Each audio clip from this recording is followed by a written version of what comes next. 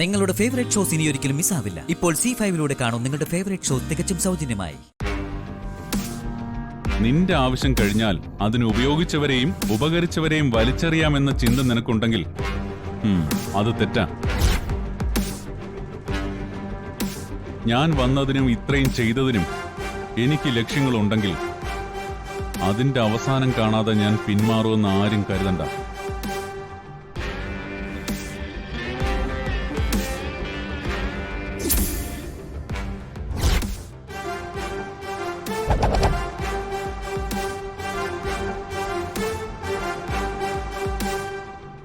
നിന്റെ മഹിയുടെയും വിവാഹം എത്രയും പെട്ടെന്ന് നടത്തണം.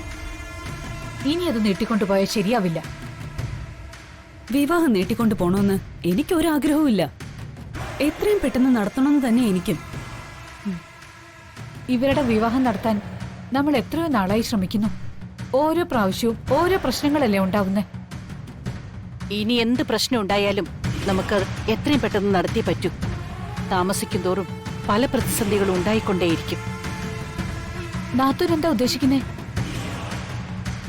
ഗംഗയും ജാനകിയമ്മയും മഹിയുടെ വിവാഹാഭ്യർത്ഥന നിരസിച്ചെങ്കിലും നമ്മളത് അത്ര വിശ്വാസത്തിലെടുക്കണ്ട. അതെന്താ ആന്റി? ഗംഗയ്ക്ക് നല്ലത് എന്താണെന്ന് ജാനകിയമ്മ ചിന്തിക്കാൻ തുടങ്ങിയാൽ ഒരുപക്ഷെ നകുലിനെ ഒഴിവാക്കിയേക്കും. നകുലിനൊരു ഫ്രോഡാണെന്ന് തെളിയിക്കാനുള്ള എല്ലാ ശ്രമവും മഹിയുടെ ഭാഗത്തുനിന്നും ഉണ്ടാവും. മഹിയെ കൊണ്ട് അത് തെളിയിക്കാൻ സാധിച്ചാൽ ജാനകിയമ്മ വാക്കുമാറും. അങ്ങനെ മാറിയാൽ തകരുന്നത് നിന്റെ ജീവിതവും സ്വപ്നങ്ങളും ആയിരിക്കും ശ്രേയ. ആന്റി പറഞ്ഞത് 100% കറക്റ്റാ. മഹിയുടെ നകുലിനെ കുറിച്ച് അന്വേഷിക്കാൻ സാധ്യതയുണ്ട്. സാധ്യത ഉണ്ടെന്നുള്ളതല്ല ശ്രേയ, മഹി അതിനുവേണ്ടി നന്നായി പരിശ്രമിക്കുന്നുണ്ട്. എന്തോ ഭാഗ്യം കൊണ്ട് മാത്രമാണ് നകുല് പിടിക്കപ്പെടാതിരിക്കുന്നെ. മഹിക്ക് എന്തെങ്കിലും ഒരു തെളിവ് കിട്ടിയാ അതോടെ എല്ലാം തീരും. അതാണ് ഞാൻ പറഞ്ഞത്, എത്രയും പെട്ടെന്ന് നിങ്ങളുടെ വിവാഹം നടത്തണമെന്ന്. നമുക്ക് ആഗ്രഹമില്ലഞ്ഞിട്ടല്ലോ, ആ ഗൗരി സമ്മതിക്കണ്ടേ. നമ്മൾ എങ്ങനെയെങ്കിലുമൊക്കെ വിവാഹത്തിന് വേണ്ട ഒരുക്കങ്ങൾ നടത്തി മുഹൂർത്തം തീരുമാനിച്ച് താലി കെട്ടാൻ തുടങ്ങുമ്പോ അവൾ എന്തെങ്കിലുമൊക്കെ ഒപ്പിക്കും. ഇപ്രാവശ്യം അതെല്ലാം മുൻകൂട്ടി കണ്ടിട്ട് വേണം നമ്മൾ വിവാഹത്തിന് തയ്യാറെടുക്കാൻ. നമ്മൾ എന്തൊക്കെ മുൻകൂട്ടി കണ്ടാലും അതിനപ്പുറം ഗൗരി ചിന്തിക്കുകയും പ്രവർത്തിക്കുകയും ചെയ്യും. അവക്ക് സാധിക്കാത്തതായിട്ടൊന്നുമില്ലല്ലോ, അവളൊരു പിശാചല്ലേ. പിശാചിനും പരിമിതികളുണ്ട് നാത്തൂനെ, അത് നമ്മൾ മുതലെടുക്കണം. അവൾ എന്തായാലും വരൂന്നും വിവാഹം മുടക്കൂന്നും നമുക്കുറപ്പുണ്ടല്ലോ. അവൾക്ക് മണ്ഡപത്തിലേക്ക് കടക്കാൻ പോലും ആവാത്ത വിധത്തിൽ കാര്യങ്ങൾ റെഡിയാക്കണം. ഞാൻ ഗുരുവമ്മയെ പോയി കാണാൻ.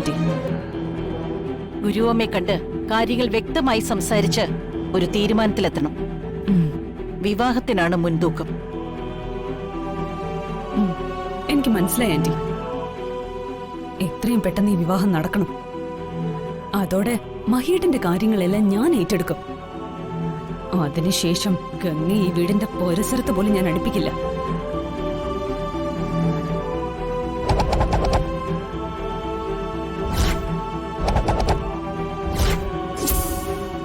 ഗംഗ ഇവിടുന്ന് പുറത്താക്കാൻ കല്യാണം വരെ വെയിറ്റ് ചെയ്യണ്ടെന്നാ എനിക്ക് തോന്നുന്നത്.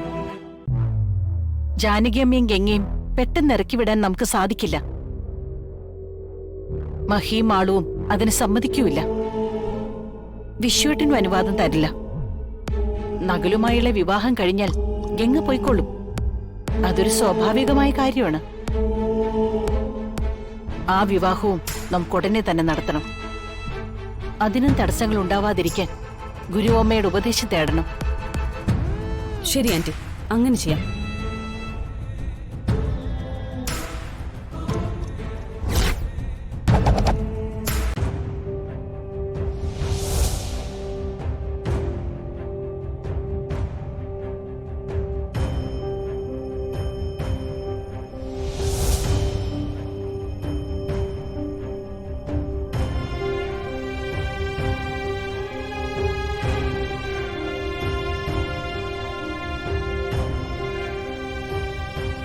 എന്താ മോളെ? എന്താ നിന്റെ മുഖം അല്ലാതെ?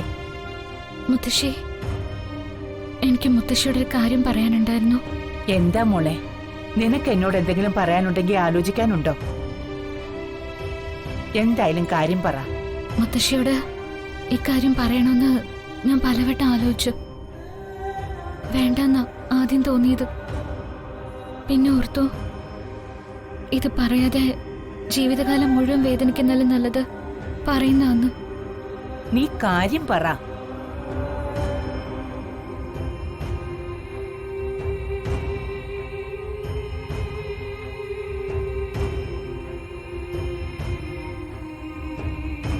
മുത്തശ്ശി, എനിക്ക് ആ നകുലിനെ കല്യാണം കഴിക്കാൻ താല്പര്യമില്ല.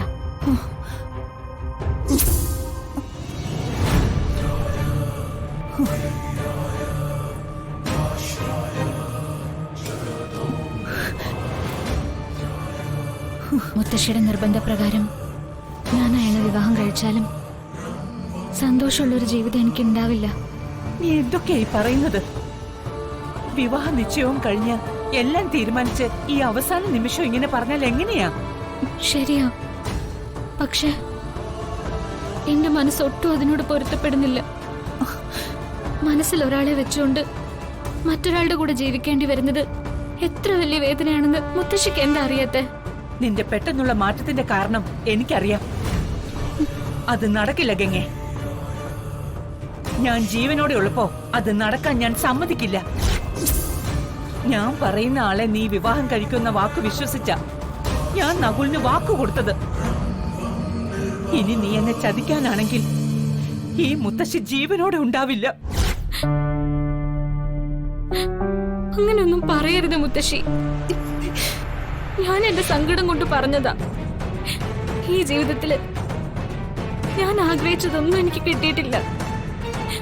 അച്ഛനമ്മമാരുടെ സ്നേഹം പോലും. ഇപ്പൊ ഞാൻ ഏറ്റവും കേൾക്കാൻ കൊതിച്ച വാക്കുകളാ മഹേട്ടൻ പറഞ്ഞത്. അതിനോട് മുഖം തിരിച്ചു നിൽക്കുന്നത് മരണത്തിന് തുല്യ. ഗംഗേ, ആർക്കാരെന്നുള്ളത് പണ്ടേ നിശ്ചയിക്കപ്പെട്ടിട്ടുള്ളതാ. അതതുപോലെ മാത്രമേ നടക്കൂ. നിനക്ക് ഭഗവാൻ വിധിച്ചത് നകുൽ മോനെയാ. ആ വിവാഹമേ നടക്കാൻ പാടുള്ളൂ. മുത്തശ്ശി, കൂടുതലൊന്നും ഞാൻ പറയുന്നില്ല. എനിക്ക് നീ തന്ന വാക്ക് ഞാൻ വിശ്വസിക്കുക. അത് തെറ്റിച്ചാൽ നിനക്ക് മുത്തശ്ശി അറിയാലോ.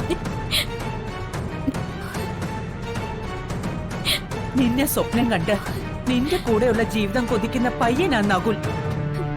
അവന് ആ ആഗ്രഹം കൊടുത്തത് ഞാനാ. ആ വാക്ക് ഞാൻ തെറ്റിക്കില്ല. മനസ്സിൽ തോന്നിയ അരുതാത്ത മോഹങ്ങളൊക്കെ എടുത്ത് കളഞ്ഞേക്ക്. ഡൗൺലോഡ് ചെയ്യൂ C5 ആപ്പ്. കാണൂ എല്ലാ എപ്പിസോഡുകളും സൗജന്യമായി.